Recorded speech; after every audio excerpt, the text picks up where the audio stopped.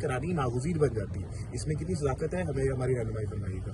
CRBO وغیرہ کے لیے بہت پرانے زمانے میں سرجریز ہوا کرتی تھی کہ آپ آنکھ کے اندر جا کے تو چیزیں کھولتے تھے. اب انجیکشن آ گئے. زیادہ تر پرابلم یہ ہے کہ دیر ہو جائے یا یہ کہ اس کا تھوڑا سا انکمپلیٹ علاج ہو تو پھر یہ بہت خطرناک ہو جاتی ہے. پریشر آسمان پہ چلا جاتا ہے آنکھ کا اور اندر بلیڈنگ ہوتی چلی جاتی ہے, اور پھر وہ گلاکوما کا لاموتیا جس کو کہتے ہیں, اس قسم کی چیزوں سے بچانا ہے. اور تاکہ سارا کچھ انشاءاللہ اللہ کرے کہ جو ڈاکٹر صاحب نے کیا ہے وہ بالکل کافی ہو اور سارا کچھ. لیکن یہ کہ چونکہ میری فیلڈ ہے یہ تو ہم لوگ یہ زیادہ دیکھتے ہیں.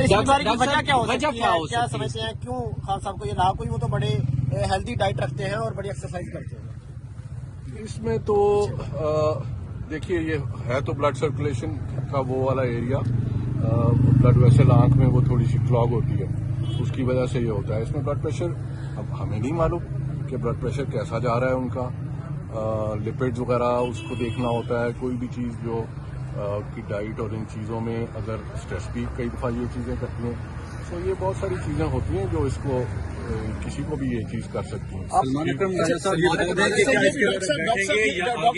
ڈاکٹر صاحب CRBO جو ہے اگر کہا جا رہا ہے کہ اس کا اگر پراپرلی ٹائملی علاج نہ کیا جائے تو یہ بینائی بھی سے جا سکتی ہے, کیسا ہے؟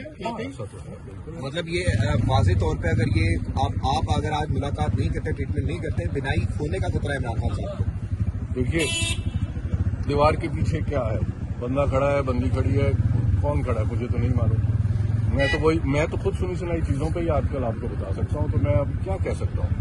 ہاں ظاہر ہے میں تو دیکھ کے ہی کامنٹ کر سکتا ہوں کہ ہاں اللہ, میں تو دعا ہے کہ جی میری تو دعا یہ ہے کہ ٹریٹمنٹ جو ہوا ان سے انہیں فائدہ ہو جائے اور جلدی جلدی ٹھیک ہو جائے. آپ یہ سمجھتے ہیں کہ خان صاحب کو کمپلیٹلی شفٹ کرنا پڑے گا پمز ہاسپٹل میں, کچھ مہینوں کے لیے شفٹ کرنا پڑے گا سر؟